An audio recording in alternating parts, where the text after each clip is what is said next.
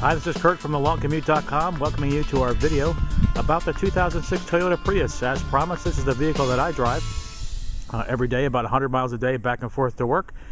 And we're going to take a little bit of a walk-around tour of the Prius, what you can expect if you're looking to buy one of these, and also we're going to take a test drive in the next video, so keep an eye out for part 2.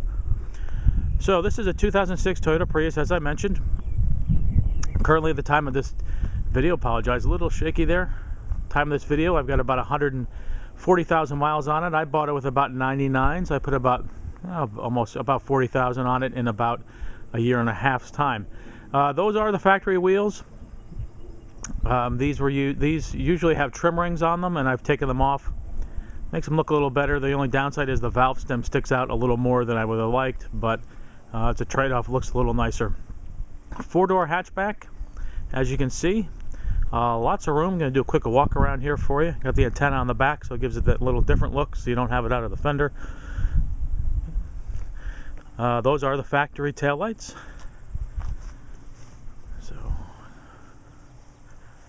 you know, normal things you'd expect.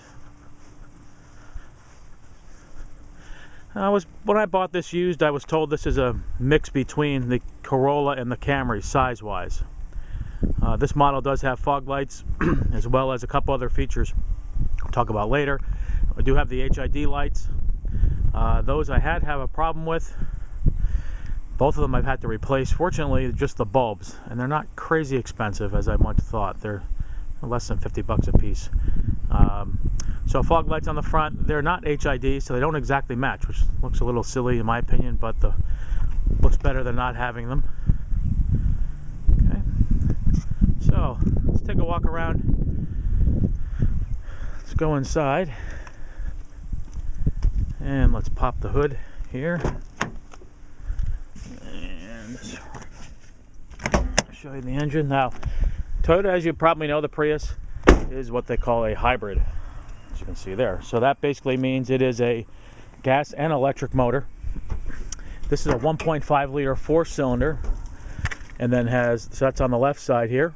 And the right side's the hybrid synergy drive, as they call it, or the electric portion. And the way this works, we'll talk more about when we do a test drive, but basically there's a gas engine to assist the electric, and then at higher speeds the gas engine's running and the electric kicks in, so it's sort of a between the two. Basically, if you romp on it really good, you're going to kick the gas motor in, and if you are just driving featherfoot just around, a parking lot or something like that, it's going to be mostly on the electric, unless it gets above, I believe, 34 miles, and then it kicks in. Or if you really romp on it to get a quick start, the gas motor will kick in also. And I'll show you when we get inside driving how that all works, as far as, on the readout you could actually see which engine's doing the work, if both of them. And it's, as far as the gas motor, you got your oil dipstick down there, Phil. You got your air filter, so that's normal. And I'll just give you a close-up there where the lights are actually changed. The lamp, it's a little hard to see. It's pretty much down right in there. There's a cover that comes off, and there's one on the other side. So if you have a Prius, that's where you're going to have to change the lights. So let's go over and take a look at the inside a little bit.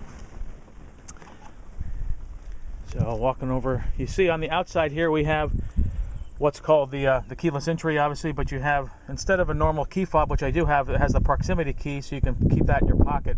So when I walk up, if you heard it there, it beeped, as if I'm going to open it. Let's say I want to open the door, say I'm getting back in. If I hit the button here, which there's one on each, the passenger door, the driver door, and the trunk lid, if I hit this, you'll hear a beep there, and that's how you lock. So it's actually really convenient, and I miss it when I'm not driving this car. Never really take the keys out of my pocket. But either way, you get up close, there you hear the beep, unlocks the door, you get in. And inside, this is standard fare Toyota. The first thing you're going to notice is that's a long way to the windshield, and that was the first thing I noticed when I picked up the car and I drove home that night.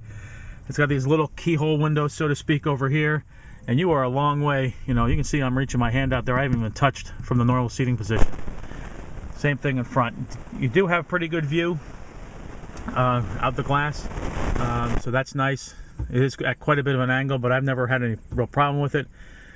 Normal features you expect in a car today. It's, like I said, 06, so you might see some newer features in a newer one, but eyeglass holder or eyeglass pocket there, and dome lights and map lights, etc. You do have, there you go, you do have the ability to see, to program 3 remote controls for your garage door opener.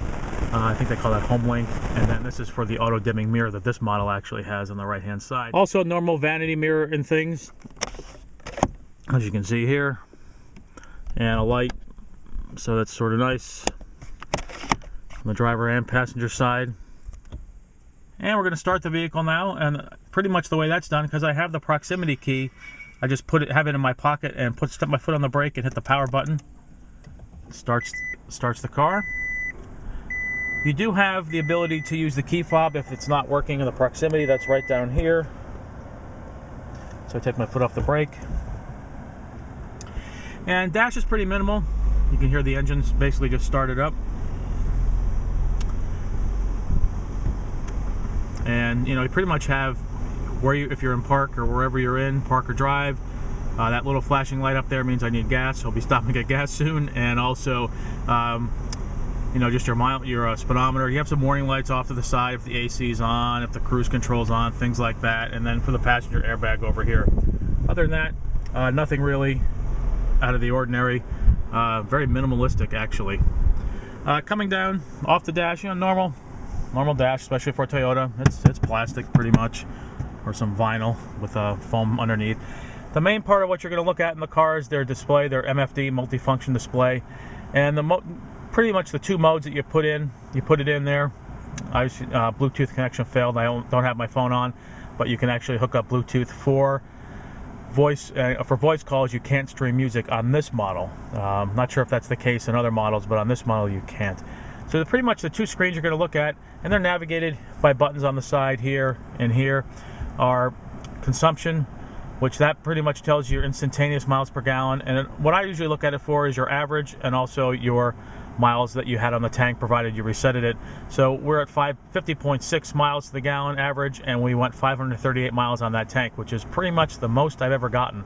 And by the time I get to the gas station, we'll probably crack 540 at least. So that's pretty impressive in the summertime. I also have outside temperature. I've noticed just one real quick thing, I've noticed in the wintertime you do get a little less miles per gallon. You also have another info screen. I'm touching the steering wheel to get the info button on there. This also tells you what is driving the drive batteries, whether it be the battery through the electric motor or the gas engine or both, and I'll show you that when we go for a test drive. And you have general info button where you have some maintenance. You can set some maintenance items, so if it reminds you that you need, you know, the oil change and things like that at a certain miles. I use a couple of those, not many. Touch maintenance, so you can see, you know, engine oil. You can set a couple of those. Climate controls, pretty basic. There are some on the steering wheel, and it works really well. Air is ice cold and heat's very warm in this car. You have your audio settings. Turn down there. So you see that, you know, you can set your presets. Normal, nothing fancy, you know, nothing really fancy actually. And you also have, over on this side, this car, I have the GPS. So now it's about a 6-7-year-old GPS, so it's not the greatest, to be quite honest with you. I don't use it very often. I tend to use it on the phone, but it's there. Not really crazy about it, but here it is. So, and you know, other normal things, clock and hazard lights, trip odometers, or controls are actually down here for up on the dash. 6-disc CD changer, haven't even used it. Don't generally use it. What I generally use is the aux port here, which I connect the iPhone to listen to, and I'll show you that in a second. Storage pocket down here. Speaking of iPhones and things like that, there is a 12-volt plug right there for charging.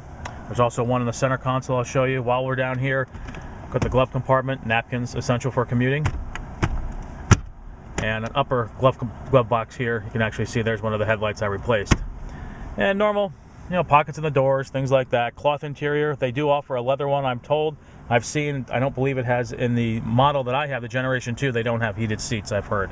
So if heated seats are something you like, you probably don't want to get this model. Here's one difference from this car. Here's the shifter, and we'll talk more about that when we go for the test drive. Here's how you put it in park. And then normal, you know, cruise control and stuff down here. Normal Toyota location. Also on the steering wheel, you have volume controls for the stereo, mode. You have some basic temperature controls for the climate controls. You can go up and down with the temperature right from here. You don't have to take your hands off the wheel. There is a speech recognition for, you know, call this person, and I don't really use it too much. I really haven't used it in a while. There's certain commands you have to say, and it's just more trouble than it's worth. So honestly, I don't do it. If you have your Bluetooth connected, you can actually hang up from the handset from the steering wheel as well on your handset, and some basic temperature controls there as well. And normal, you know, power windows, locks, mirrors, etc. What you expect to hear. This actually has a JBL sound system in it. Sounds pretty good actually. And the emergency brake is down here as well. So plenty of room. One of the reasons I like this car is, if you look over here, my knee isn't really hitting a center console, so it's sort of comfortable. I think, you know, you don't have a tight center console, and there is plenty of room. I mean, we've taken this on trips and things like that. For trips, speaking of trips, you have some cup holders in here. You can see I got water bottle. There is a compartment down here, secret compartment, if you will, if you wanted to keep some stuff in the front of the center console. Inside, there's also a 1/8" mini jack for plugging in the aux port, and there is a 12-volt port in there. I have had trouble with the 12-volt port on this, where it's there's some noise if you plug in using the aux jack and also plug into the cigarette lighter adapter, or the power point adapter. You do get noise in the radio, and I've heard that's not just this car. I've heard it from others as well.